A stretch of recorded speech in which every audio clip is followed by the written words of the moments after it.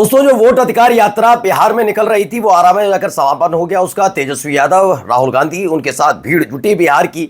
सवाल ये पूछा जाने लगा कि मन से जो नरेंद्र मोदी साहब को गाली दी गई उसका असर कितना पड़ेगा, और आज उसका असर दिखाने जा रहा हूं। इन्हें लगा था ये वाला दांव काम कर जाएगा, सब राहुल गांधी को, तेजस्वी यादव को, उनके परिवार को कोसेंगे, लेकिन दांव पूरी तरह से उल्टा पड़ा हुआ है।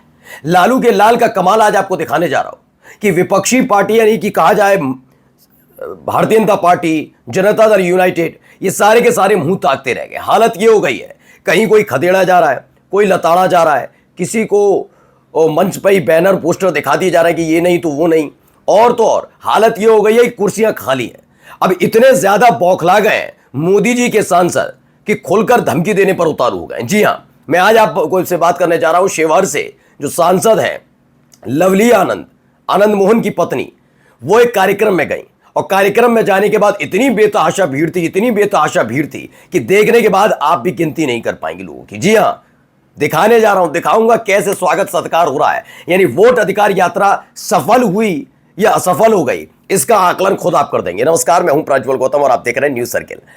आज आपको बेतहाशा भीड़ दिखाऊंगा, एनडीए की ये विजय यात्रा कि हम बिहार में दोबारा सरकार बनाएंगे, कैसे बनाएंगे। मैं फिर कह रहा हूं कि ये खेल चुनाव आयोग की तरफ से किया जा रहा है। ये इसीलिए किया जा रहा है क्योंकि चुनाव आयोग तो और बीजेपी ये जानती है बिहार में उनका खाता खुलने वाला नहीं है। अब सोचिए, जिनके पति का दबदबा, जिनका बेटा खुद विधायक, और उन्हीं के कार्यक्रम में भीड़ नहीं पहुंचती, मैडम जी नाराज हो जाती है। पहले वीडियो देखिए आप।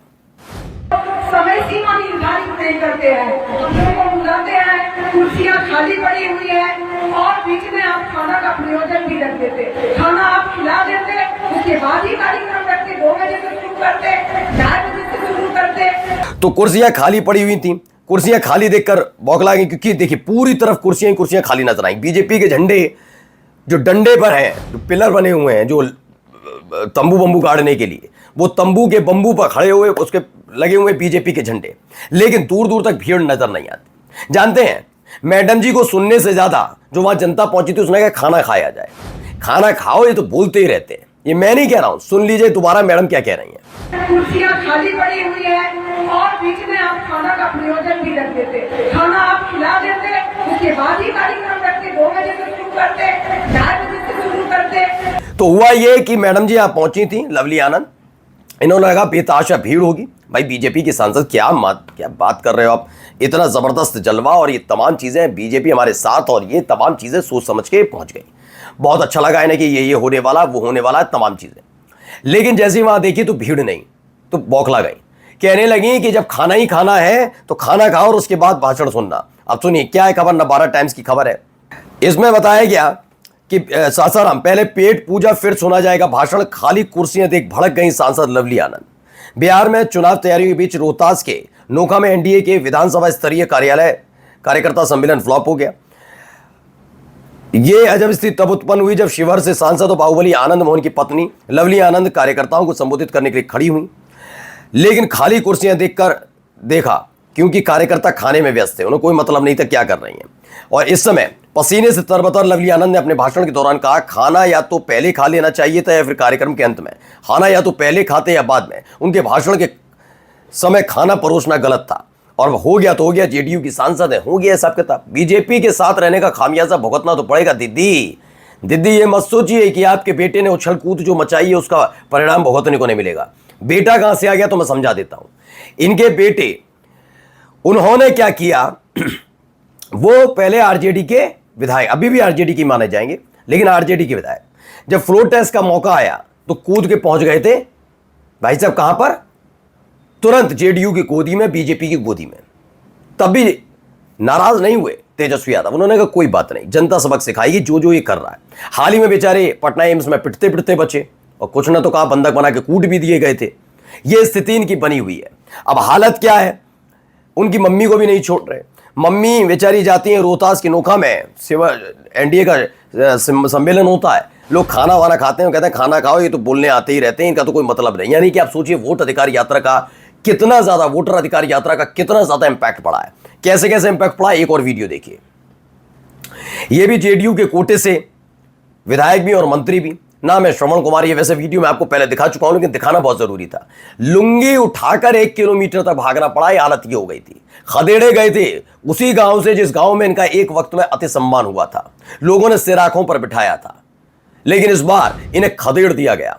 समझ में नहीं आया कौन अपना कौन पराया। अपने कार्यकर्ताओं पर भी भरोसा नहीं। 1 किलोमीटर तक नीतीश कुमार के मंत्री श्रवण कुमार भागे, धोती उठाकर इन्हें भागना पड़ा।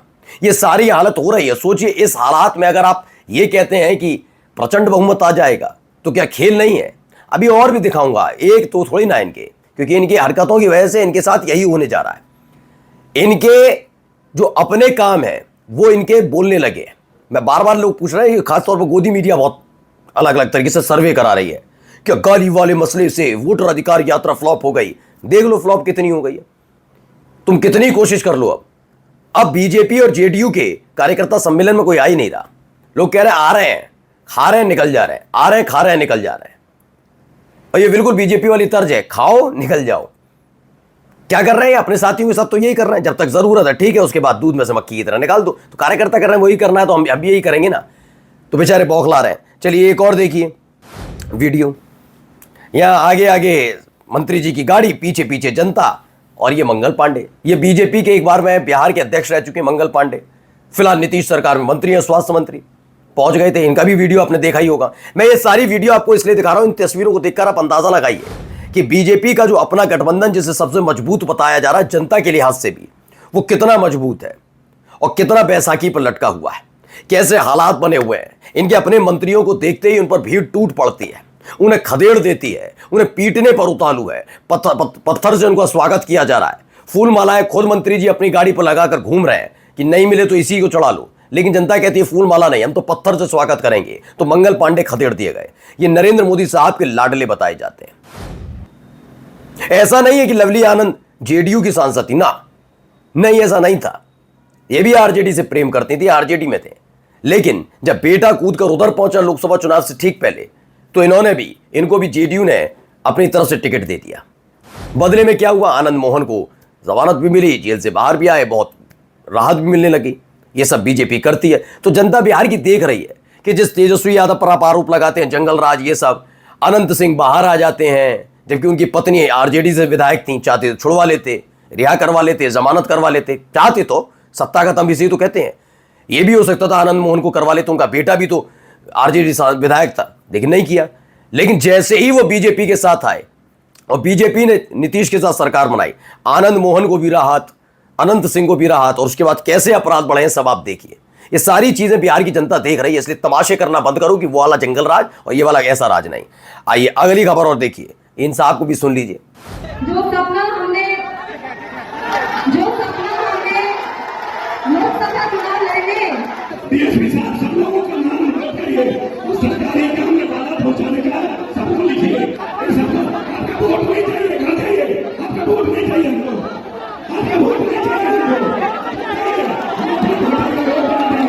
सपनों को पूरा करने का हकीकत है। जो सपना हमने, ये भी नीतीश कुमार के लाडले मंत्री हैं, लाडले मंत्री, लाडले विधायक। नाम है अशोक चौधरी। अशोक चौधरी का क्या था कि जब नीतीश और तेजस्वी अलग हो रहे थे और शाम को राज्यपाल की यहाँ टी पार्टी थी, तो उस समय तो उप मुख्यमंत्री थे ही थे तेजस्वी यादव।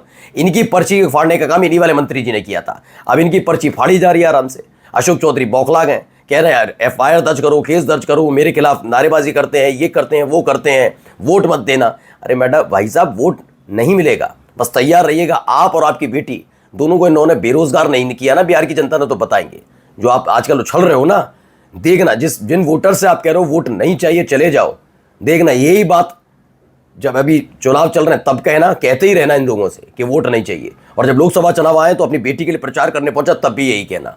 दोनों बाप बेटी को यकीन मानकर चलना, बेरोजगार कर देगी बिहार की जनता। नमस्कार।